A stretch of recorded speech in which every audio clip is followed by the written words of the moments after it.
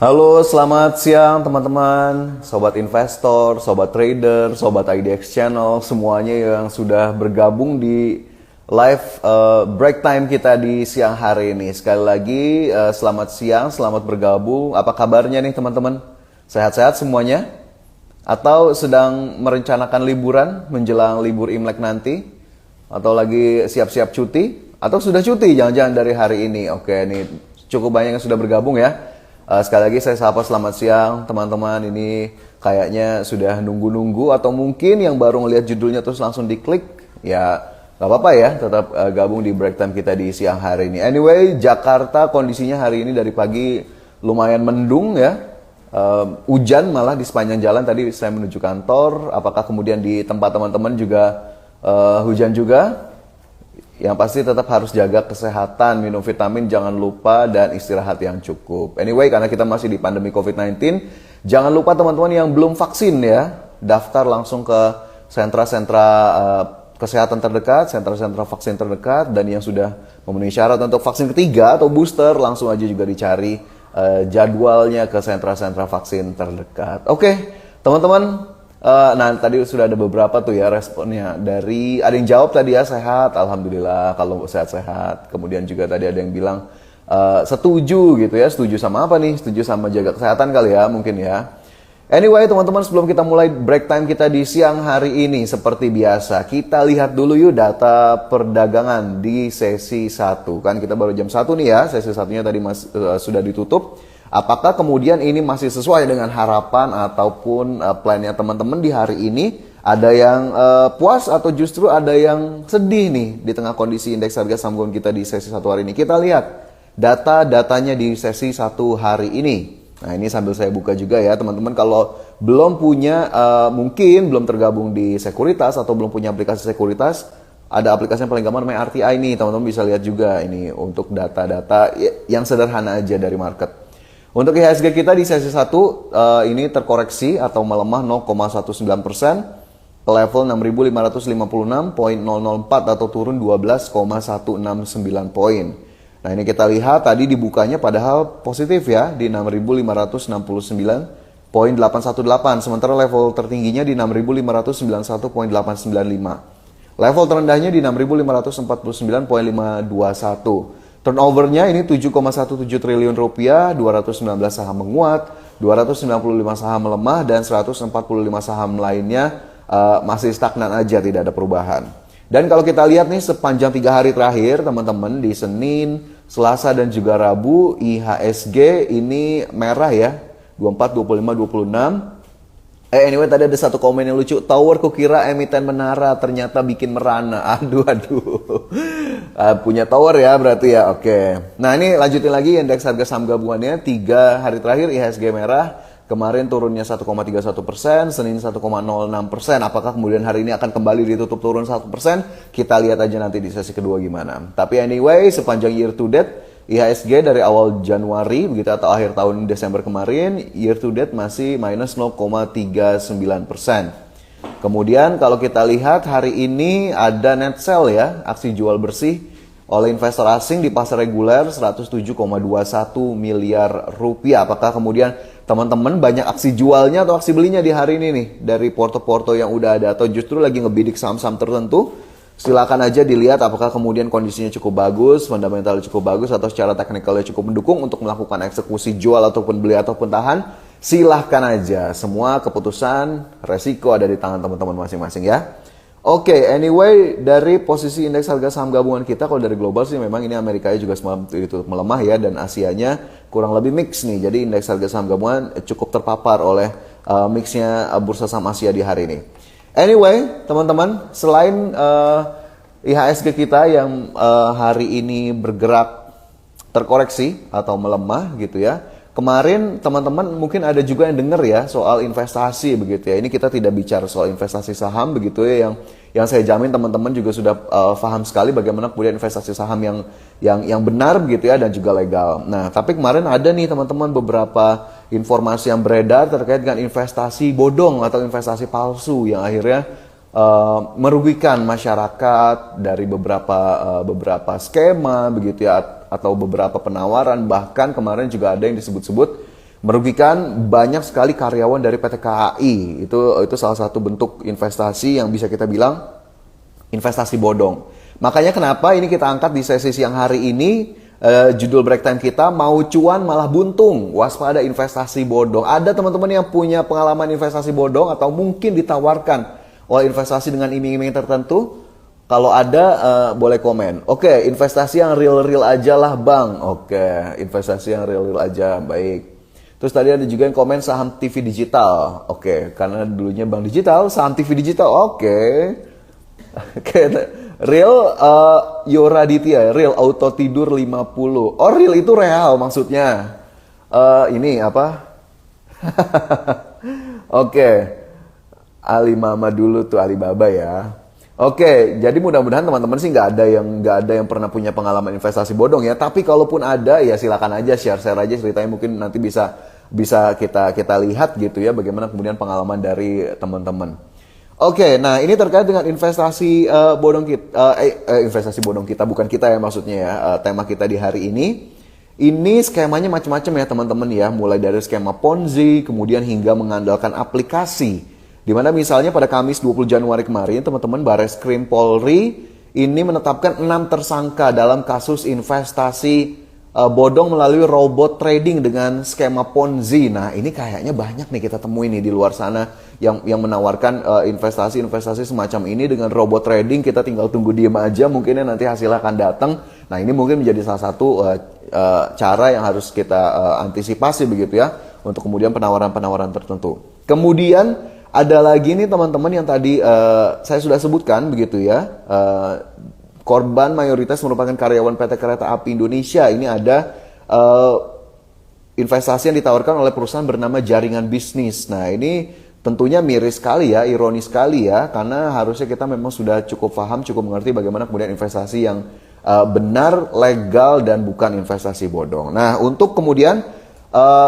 berbicara ataupun berdiskusi atau ngobrol lebih lanjut terkait dengan investasi bodong hari ini, tentunya nggak enak kalau saya cuma sendirian aja ya. Saya ingin mengajak narasumber break time di hari ini untuk berbicara lebih jauh soal investasi yang benar seperti apa, investasi yang legal seperti apa, investasi bodong pun apa yang harus kita antisipasi.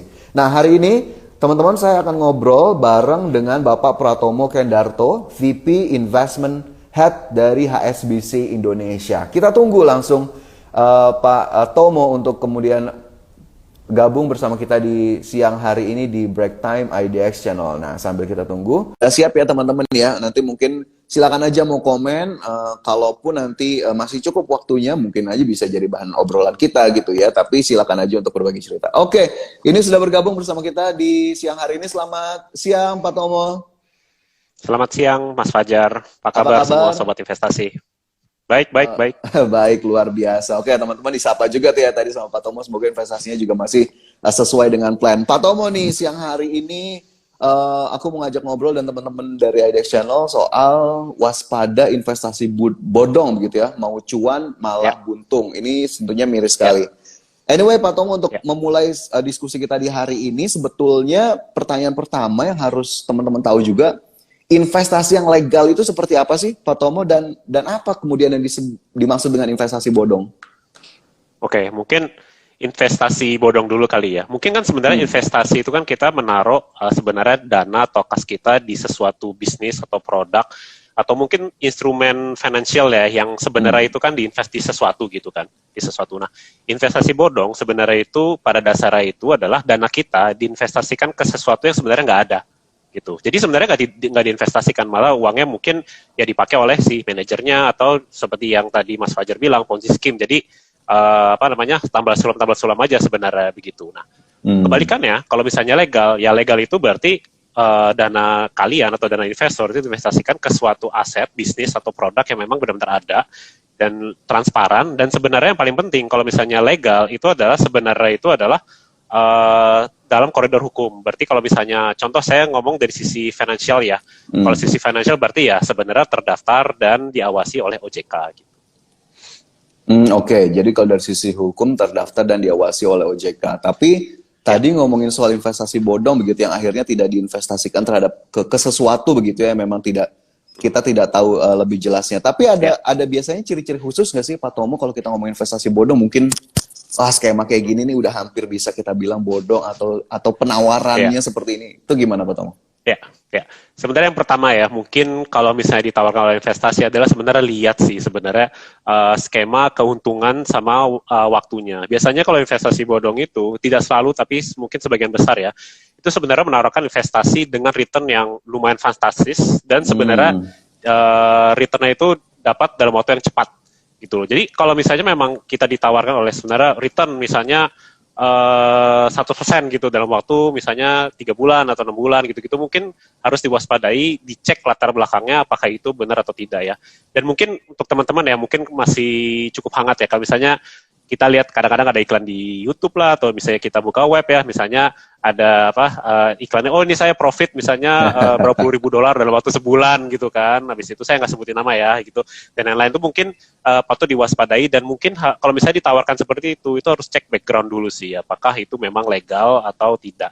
Nah itu yang pertama, yang itu yang paling gampang dicek itu karena mungkin teman-teman sebagai background aja, IHSG aja sebenarnya saham itu dalam waktu 20 tahun terakhir itu kan returnnya itu sekitar 15% ya. Kalau misalnya kira-kira memang ada yang menawarkan misalnya produk atau investasi lain yang luar biasa gitu kan waktu setahun atau 6 bulan, nah itu mungkin harus dilihat background-nya. Itu yang pertama Mas. Yang kedua yang tadi saya bilang, tidak berizin dan tidak terdaftar di OJK. Sebagai gambaran teman-teman, kan ini kan kebetulan saya dari PT Bank HSBC Indonesia ya, jadi kalau misalnya produk finansial ya, saya ngomong finansial ya, yang memang itu legal, izin dan cukup aman, itu biasanya itu kita sebenarnya sudah dicek oleh OJK dan lain-lain. Makanya kalau misalnya teman-teman perhatiin, bahkan iklan misalnya bank, sekuritas dan lain-lain itu di bawahnya ada tulisan diawasi dan terdaftar oleh OJK, gitu ya. Nah, kalau memang tidak diawasi dan terdaftar oleh OJK, nah itu mungkin harus dilihat lagi belakangnya apakah benar atau tidak, gitu. Nah, berikutnya itu sebenarnya ini ada beberapa poin ya. Mungkin ada sekitar beberapa poin, cuma mungkin intinya sebenarnya yang berikutnya adalah perusahaannya nggak jelas mungkin ya. Nggak terdaftar di sini, PT-nya nggak ada dan lain-lain itu mungkin harus diwaspadai. Dan mungkin karena tadi Mas Fajar ngomong Ponzi scheme, nah ini yang juga sebenarnya lagi banyak nih sekarang. Jadi sebenarnya kalau misalnya masuk investasi, terus tiba-tiba, returnnya bagus, terus tiba-tiba mungkin 2 bulan, 3 bulan, 6 bulan kemudian seret misalnya returnnya atau misalnya nggak dapat return gitu kan, terus tiba-tiba kayak diminta untuk mencari nasabah baru gitu kan, kayak semacam pemaksaan atau dana-dana, itu mungkin harus diwaspadai sebagai Ponzi scheme. Saya mungkin nggak perlu sebut nama lagi, mungkin banyak ya mungkin dari teman-teman yang tadi saya lihat tuh ada namanya disebutin ya, misalnya ada travel berapa tahun yang lalu, terus mungkin yang PT KAI dan lain-lain gitu ya. Tapi itu memang ciri-ciri sebagai Ponzi scheme dan mungkin itu banyak di masyarakat ya sebenarnya investasi bodong seperti itu. Nah itu mungkin yang penting-pentingnya Mas, yang kira-kira mungkin yang utamanya ya sebenarnya untuk mengecek. Poin-poin utamanya itu ya tadi yang memang harus dicermati atau diantisipasi, tadi penawarannya mungkin kurang logis gitu atau bisa bilang tidak logis, tidak terdaftar dan tidak berizin, perusahaan aneh-aneh dan juga tadi macam-macam bagaimana kemudian tadi mekanisme yang biasa kita tahu. Kayaknya sih hampir semua dari kita suka terpapar gitu ya. Apa tahu ya di sekitar kita kita pernah melihat atau tadi pernah ngelihat. Karena begini Mas Fajar, memang sebenarnya kita itu berinvestasi itu mau ngapain sih sebenarnya? Kan ya mungkin tidak dipungkiri, mungkin yang pertama adalah profit gitu kan. Jadi mungkin kalau bisa kita ditawari ya misalnya profit tinggi gitu kan dalam waktu cepat, pasti kan hati mau sekuat apapun juga pasti kan kadang ini kok besar sekali gitu kan profitnya gitu kan. Cuma memang itu yang memang kita sebagai investor itu memang satu pahami, habis dari pahami baru nikmati gitu kan. Jadi yang pertama itu harus kita pahami dulu sebenarnya investasi dalamnya itu sebenarnya seperti apa. Oke. Nah, ini ngomong soal memahami Pak Tomo. Tadi mungkin satu step udah bisa kita filter nih yang bodong begitu atau yang tidak logis seperti apa. Lantas untuk investasi yang sehat, investasi yang baik dan benar ini gimana sebetulnya caranya begitu? Apa kemudian yang bisa disarankan juga ke teman-teman atau sobat IDX Channel Pak Tommy untuk memilih tadi investasi yang sehat dan bermanfaat terutama? Ya. Yang pertama mungkin satu itu mungkin pahami resiko ya. Jadi sebenarnya itu kalau bisa kita berinvestasi itu sebenarnya kita tahu sebenarnya resikonya kita seperti apa. Gitu. Saya mungkin kasih contoh ya, karena mungkin dari IDX mungkin investasi saham. Ya, itu sebenarnya investasi yang legal. Maksudnya kan kita ada dijagain oleh KSCI, KPI dan lain-lain gitu kan. Nah, tapi mungkin kita melihat resikonya. Jika misalnya contoh nih, misalnya beli saham, cuman malam misalnya tidur tidak nyenyak atau kepikiran terus nih gitu kan. Nah, apakah mungkin baiknya mungkin dimulai dulu dari yang lebih resiko lebih rendah. Misalnya contoh surat utang negara, bisa ORI dan lain-lain gitu. Jadi mungkin pahami dulu seperti itu. Baru nanti setelah kita paham, baru kita akan lebih percaya diri dan juga nyaman dalam menikmati investasinya, gitu.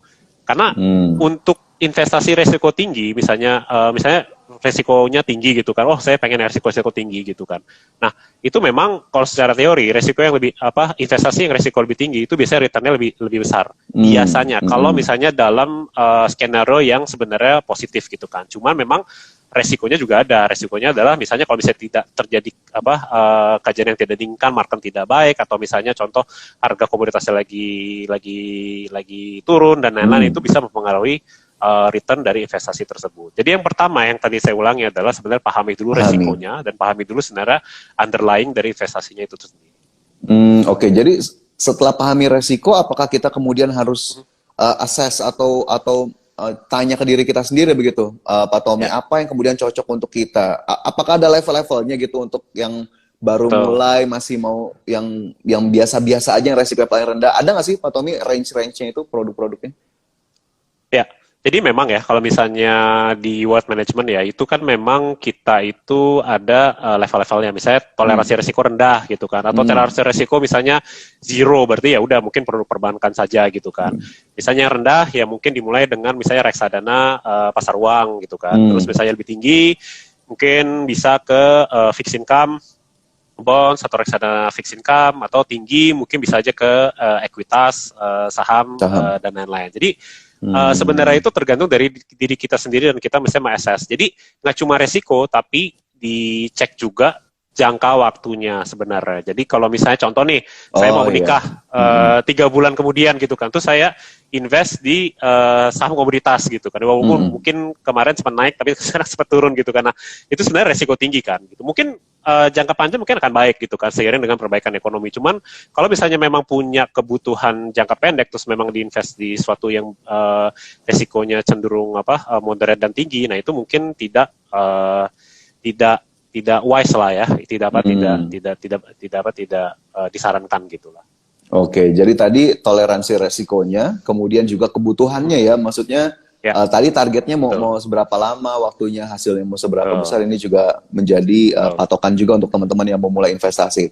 Tapi mungkin juga teman-teman di sini ada yang belum familiar, Pak Thomas, soal kemudian mulai investasi ataupun mulai masuk ke produk-produk investasi. Sebetulnya apa yang harus dilakukan untuk kemudian akhirnya bisa punya produk-produk investasi tadi? Apakah ke bank aja atau ada penyedia jasa lain atau seperti apa? Ya, memang paling gampang itu memang ke bank ya. Misalnya saya kasih contoh mungkin bank tempat saya, PT Bank HSBC Indonesia. Jadi selain kita ada tabungan, mungkin kan di situ juga ada relationship manager dan juga proses-proses di mana kamu bantu teman-teman investor untuk sebenarnya masuk kepada produk investasi yang sebenarnya cocok kepada teman-teman gitu kan. Apakah sebenarnya kan untuk investasi juga kita kan selain jangka waktunya kita harus tahu goal kita kan. Sebenarnya tujuan investasi kita sebenarnya apa gitu kan. Nah, misalnya contoh anak saya mau kuliah 15 tahun lagi gitu kan. Nah, sebenarnya produk apa sih yang sebenarnya cocok? Nah, itu akan bisa dibantukan oleh pegawai bank tersebut gitu. Kalaupun juga memang fintech dan lain-lain seperti itu, sebenarnya juga banyak kok yang sebenarnya semacam memberikan kayak semacam guidance sebenarnya yang cocok itu sebenarnya apa gitu.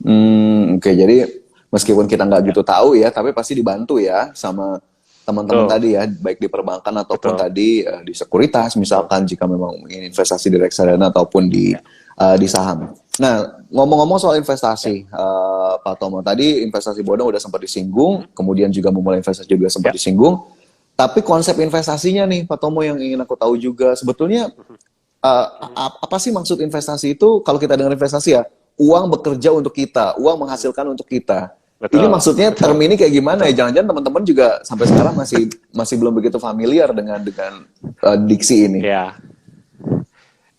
Ya, memang sebenarnya kan kalau misalnya kita lihat belakangan 1 tahun ini kan sebenarnya kalau misalnya kita lihat data KSEI itu kan sebenarnya investor baru itu sebenarnya banyak sekali di 2 tahun terakhir. Jadi sebenarnya inklusi keuangan itu sebenarnya makin banyak karena banyak investor yang masuk. Tapi tidak serta-merta pengetahuan keuangan atau financial literacy itu melek investasi itu sebenarnya banyak di teman-teman kita gitu. Jadi sebenarnya sih ya kalau misalnya dalam berinvestasi yang pertama itu sebenarnya produk banyak ya.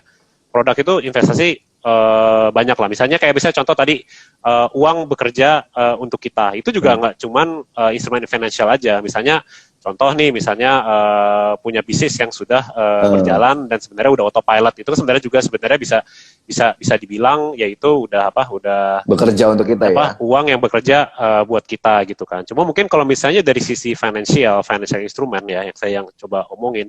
Nah, itu adalah sebenarnya investasi-investasi yang sebenarnya akan kita akan mendapatkan keuntungan dalam satu, apakah itu dalam bentuk cash flow ya, bisa contoh bentuk dividen misalnya kalau saham ya, kalau misalnya saham yang memberikan dividen, atau misalnya obligasi mendapatkan kupon gitu kan. Nah itu bisa satu pendapatannya. Yang kedua adalah capital gain gitu kan. Nah kalau misalnya memang bisa mendapatkan dua arus seperti itu, nah itu yang sebenarnya bisa dibilang ya uang bekerja untuk kita gitu. Memang sebenarnya konsep investasi ya Mas Fajar ya, itu sebenarnya untuk millennials ini kan sebenarnya sudah cukup encouraging, dalam arti mereka mau belajar nih gitu kan. Sebenarnya gimana sih mungkin generasi sebelumnya uang dimasukin di bank terus tergerus inflasi dan lain-lain kan. Nah, gimana nih uang itu juga kita udah bekerja keras untuk mendapatkan uang itu, dan uang itu sekarang setelah kita dapat bekerja keras untuk kita gitu. Nah, itu sebenarnya konsep investasi Mas Fajar. Oke. Konsep investasi secara simpel tadi bagaimana uang bisa bekerja untuk diri kita seperti itu ya. Tapi apakah kemudian setelah kita udah pilih satu produk investasi atau segala macam tadi, karena kita yakin uangnya akan bekerja untuk kita, terus kita diem aja, nggak kita perhatiin lagi, atau justru memang kita tetap harus aktif ngeliatin investasi kita tadi? Betul. Sebenarnya ada dua ya Mas. Jadi kalau misalnya contoh nih, saya itu mau berinvestasi, tapi saya itu saya nggak mau repot, saya nggak ngerti, saya bukan saya nggak ngerti ya, karena setiap investasi itu investor itu harus ngerti loh sebenarnya, harus mengerti investasinya itu apa gitu kan. Atau mungkin istilahnya mungkin nggak mau ribet dan nggak mau sih, saya mau lihat harga saham tiap hari dan lain-lain. Itu instrumennya ada. Jadi reksadana ya, mau itu reksadana pasar uang, reksadana pendapatan tetap, atau reksadana ekuitas. Jadi itu diserahkan ke fund manager, di mana ada satu orang yang memang ibaratnya itu di hire untuk mengelola investasi kita gitu kan. Tapi tentunya dengan fee gitu kan. Nah, kalau misalnya yang satu lagi, misalnya contoh nih direct langsung ke instrumennya, bisa misalnya langsung obligasi atau misalnya saham gitu kan. Nah, kalau misalnya teman-teman ini banyak yang invest di saham ya, udah pasti PR-nya akan lebih banyak daripada kalau misalnya di reksadana gitu kan. Karena di reksadana kan kita memang meng-hire seorang profesional untuk melihat investasi kita. Nah, kalau misalnya langsung di obligasi atau di saham, sudah pasti harus melihat investasi performa. Kalau misalnya saham itu misalnya perusahaannya seperti apa, jangka ke depannya gimana, marketnya bagaimana, atau misalnya paling gampang mungkin laporan keuangan ya. Kalau misalnya saya lihat ya, misalnya di IDEX itu kan di website kan kita bisa gampang tuh melihat laporan keuangan tuh per quarter, tahun lalu dan lain-lain. Itu juga harus merupakan suatu PR yang memang teman-teman investor itu harus lihat. Oke, jadi akhirnya kembali lagi nih ke produk investasinya tadi apa? Apakah kemudian tadi saham yang memang harus kita perhatikan satu persatu, atau justru tadi reksadana yang memang kita kurang lebih sudah menitipkan ya untuk kemudian dikelola oleh manajer investasinya tadi. Ini beda-beda ya Sobat Investor, Sobat IDEX Channel, bagaimana kemudian tadi masing-masing produk untuk membutuhkan perhatian kita. Oke, tapi kalau ngomongin soal investasi gitu Pak Tomo, tadi sebenarnya Pak Tomo udah sempat nyinggung sih high risk dan juga high return. Apakah kemudian kalau kita udah tahu suatu produk high risk atau high return, ya kita udah nggak boleh kesel-kesel sendiri ketika misalkan masuk ke saham kita turun lagi, turun terus, atau memang sebenarnya ya namanya kita investasi, keputusan di tengah jalan juga harusnya bisa kita lakuin ya, misalkan itu tidak sesuai dengan plan kita, harus di cut loss kah atau apa, itu gimana sih Pak Tommy mengelola ketika kita udah di tengah-tengah tuh? Oke, sebenarnya ya investasi itu nggak ada yang bisa predik masa depan. Jadi even kayak misalnya investor ternama kayak Warren Buffett dan lain-lain itu juga sebenarnya udah mereka juga bukan cenayang, nggak bisa ngepredik masa depan gitu kan. Jadi kesalahan atau rugi sebenarnya sebagai investor itu sebenarnya udah apa namanya? Wajar. Udah sesuatu hal yang harus wajar dan dialami sebagai investor gitu kan. Jadi ibaratnya kalau misalnya season investor atau investor yang memang udah arang melintang itu pasti biasanya udah merasakan lah kalau misalnya rugi, salah perhitungan dan lain-lain. Nah, kalau misalnya istilahnya nyangkut atau gimana, tadi kan saya lihat banyak chat nih yang misalnya beberapa emiten gitu ya. Nah, itu tuh sebenarnya itu tergantung kepada investor sendiri gitu kan. Mungkin perlu dilihat mengapa sih sebenarnya masuk kepada instrumen tersebut ya. Misalnya ke reksadana nih, contoh. Oh, saya pengen masuk ke reksadana karena memang saya ingin mempunyai dana tabungan hari tua 20 tahun mendatang atau 30 tahun mendatang. Nah, kalau misalnya rugi sekarang ya wise-nya adalah tidak menjual karena kan kita tahu rata-rata kenaikan IHSG itu adalah selama 20 tahun 15% gitu per tahun rata-rata ya. Tiap tahun pasti ada yang turun ada naik. Jadi kalau misalnya turun ya udah tahan aja asal misal tidak memerlukan dananya gitu kan. Nah, kalau misalnya contoh instrumen yang langsung nih obligasi atau saham gitu ya kembali kita masuknya itu gara-gara apa? Misalnya saham. Masuknya itu entah ya misalnya ada yang gara-gara apa mungkin hitung fundamentalnya atau misalnya gara-gara influencer atau macam-macam gitu. Nah, itu kepada diri sendiri ya. Jadi apa namanya reasonnya kenapa dan ya apa namanya kalau misalnya memang dirasa masih bagus tahan ya tahan gitu kan. Nah kalau misalnya memang dirasa ada yang lebih bagus terus kalau misalnya memang apa namanya misalnya salah perhitungan atau marketnya memang itu ya balik lagi ke individual masing-masing.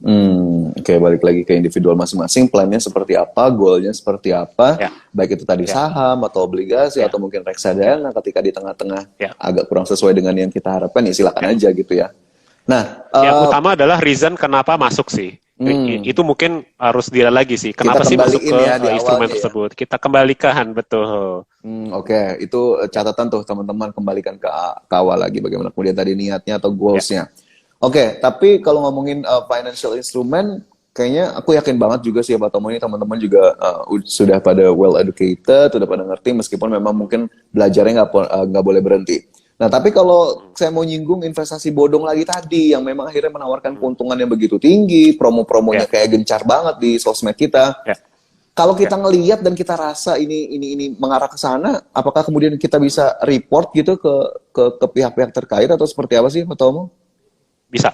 Jadi mungkin apa namanya untuk semua teman-teman ya apa namanya investasi bodong ini itu kan sebenarnya kan lumayan apa ya belakangan ini kan memang karena banyak investor jadi sebenarnya banyak investasi seperti itu. Gitu kan. Nah kalau misalnya ada indikasi teman-teman menemukan itu segera lapor ke Satgas Waspada Investasi. Jadi sejak tahun saya lupa mungkin 2016 atau 2017 memang dibentuk suatu satgas yaitu multi departemen itu ada dari kepolisian, kejaksaan, dari OJK, dari BKPM, Kominfo gitu-gitu. Mereka membuat suatu task force jadi satgas untuk waspada investasi. Nah, itu bisa dilaporkan ke call center mereka di nomor 157 atau misalnya juga melalui email. Jadi setahu saya emailnya waspadainvestasi@ojk.co.id. Cuman mungkin teman-teman bisa lihat website OJK untuk misalnya melihat email yang terbaru. Tapi untuk phone itu 157 dan untuk email seingat saya adalah waspadainvestasi@ojk.co.id. Jadi ya Mas, jadi penting ya untuk menjaga kita semua. Jadi kalau misalnya ada indikasi segera laporkan dan memang sebenarnya kalau misalnya kita perhatikan belakangan ini mereka cukup aktif dalam menutup dan lain-lain. Bahkan mereka juga publish atau menerbitkan daftar-daftar investasi yang legal dan juga ilegal yang telah ditutup gitu. Jadi mungkin teman-teman bisa referensinya ke website OJK. Oke, tadi OJK ya, ada Satgas Waspada Investasinya teman-teman kalau memang teman-teman ngerasa suka ngeliat atau mungkin tahu nih indikasinya ke arah sana. Tapi kalau untuk kayak di perbankan gitu, kayak di HSBC misalkan Pak Tomo, produk-produk investasinya sudah difilter begitu kan, sudah dipilih yang terbaik kan ya. Jadi teman-teman tinggal pilih aja harusnya. Ya, betul. Jadi kalau misalnya di kita itu memang kita sudah ada filternya sendiri. Jadi memang kita hanya menawarkan investasi-investasi yang sebenarnya telah kita bilangnya due diligence ya. Jadi memang sudah kita analisa dan kita kita filter dan lain-lain. Dan tentunya HSBC itu adalah bank yang terdaftar dan diawasi oleh OJK. Jadi produk-produk baru, produk-produk yang dia ada di HSBC itu semua diketahui dan juga diawasi oleh OJK. Jadi sebenarnya itu adalah produk yang legal sebenarnya. Jadi untuk teman-teman, jadi kalau misalnya memang mau berinvestasi baru mau mulai, bisa coba nanti tim kami jadi bisa meng-guide ya. Jadi kira-kira investasi mana yang cocok, kira-kira financial goal-nya apa, itu kami ada semua sistemnya dan instrumennya yang bisa meng-guide teman-teman.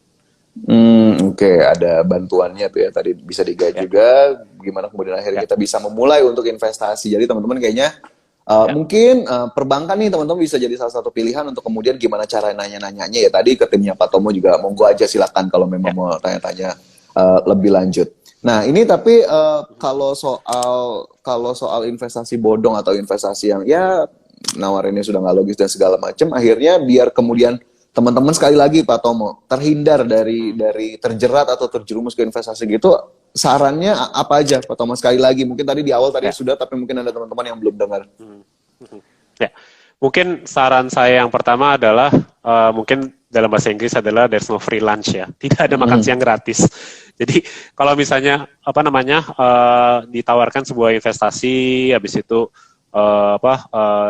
imbal hasilnya tinggi, terus cepat.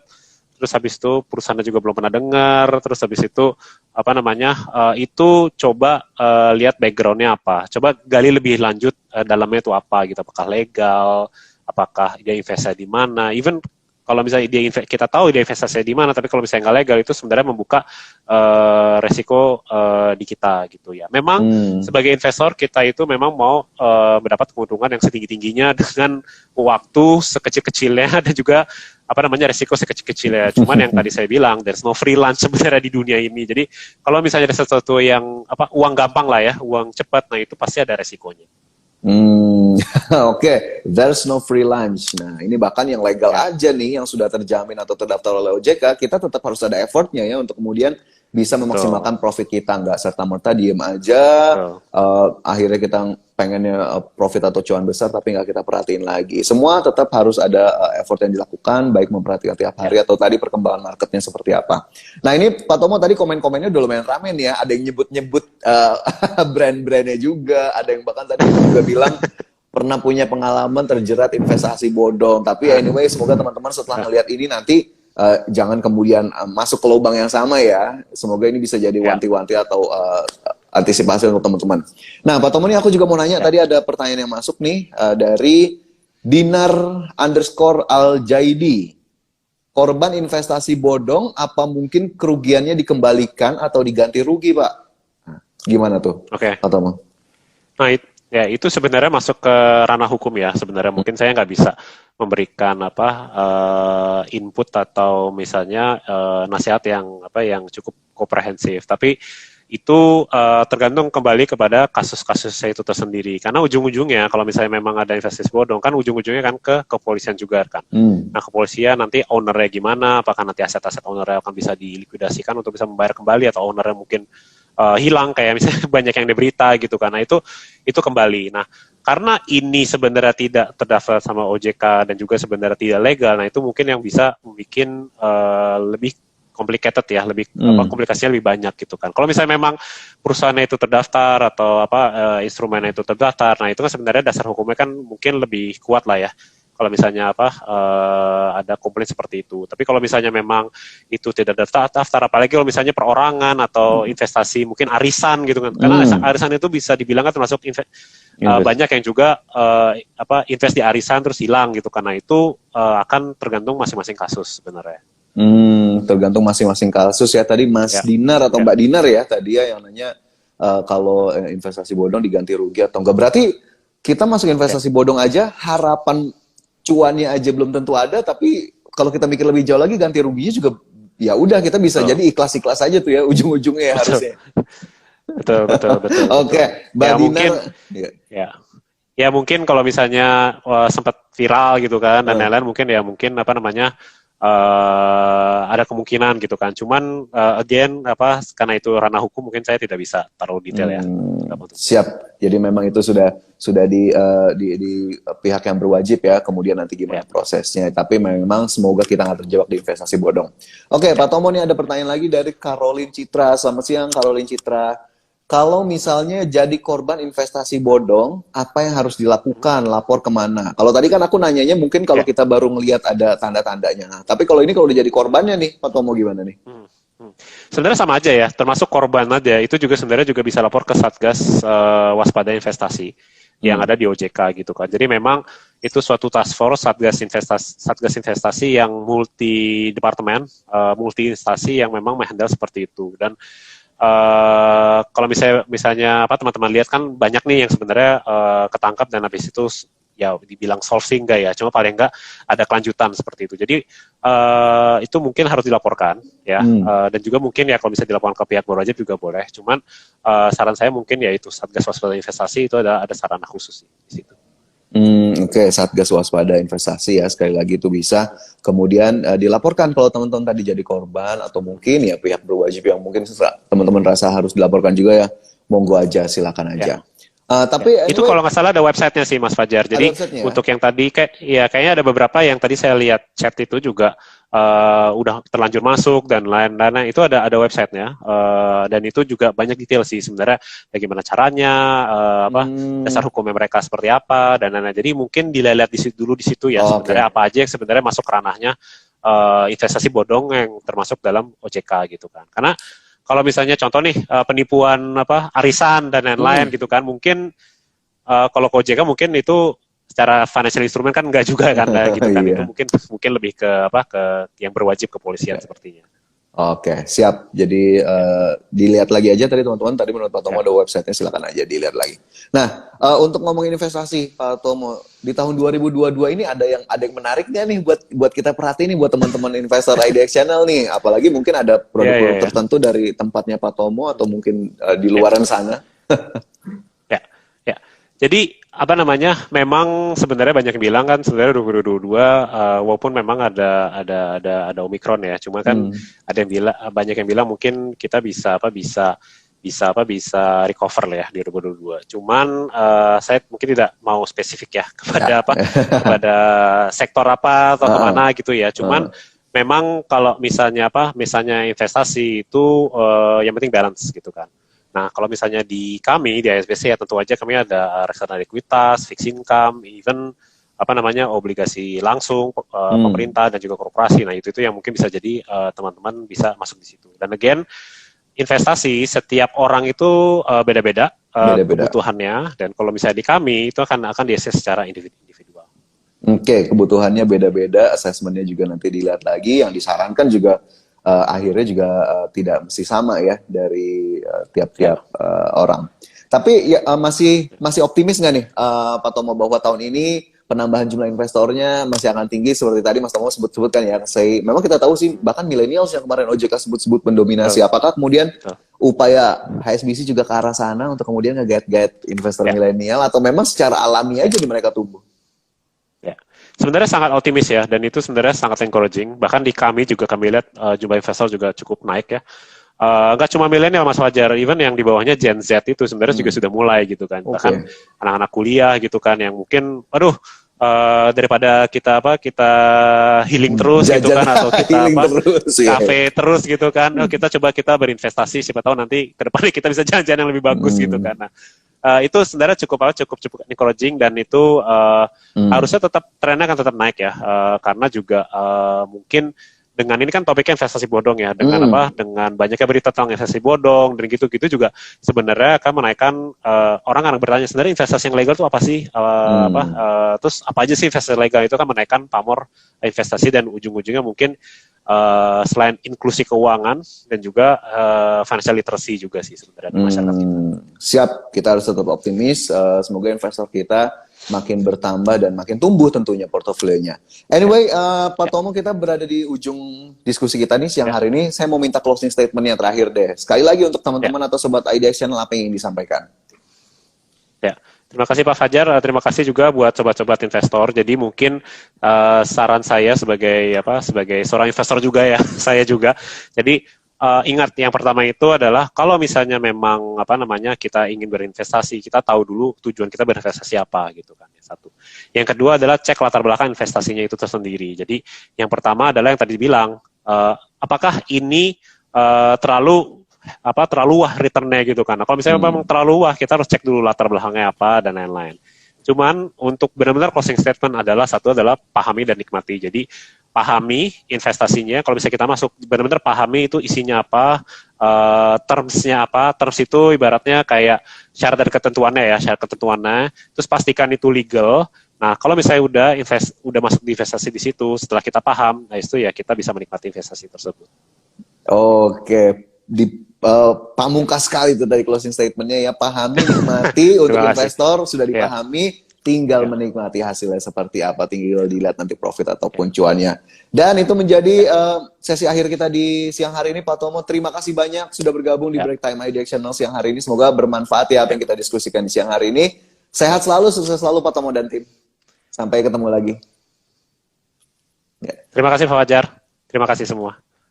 Ya, Sobat IDX Channel, Sobat Investor, tadi break time kita di hari ini ngomongin soal investasi bodong. Yang teman-teman tadi aku udah baca ya, komen-komennya ada yang sudah terjerat atau sudah pernah terjerumus. Saya doakan semoga bisa lebih wise lagi, lebih bijaksana lagi jika melihat ada penawaran-penawaran investasi tertentu. Jangan sampai kita lagi-lagi terjebak di investasi bodong dan yang rugi kita-kita lagi soalnya ujung-ujungnya. Jadi investasi legal, investasi di pasar modal yang semua sudah terdaftar dan berizin dan diawasi oleh OJK, meskipun di tengah-tengah bisa saja terjadi kerugian, penurunan harga, tapi itu yang harus sudah kita antisipasi. Jadi teman-teman nggak boleh berhenti untuk kemudian memperhatikan marketnya seperti apa, memperhatikan laporan keuangan seperti apa, ataupun pergerakan teknikalnya seperti apa.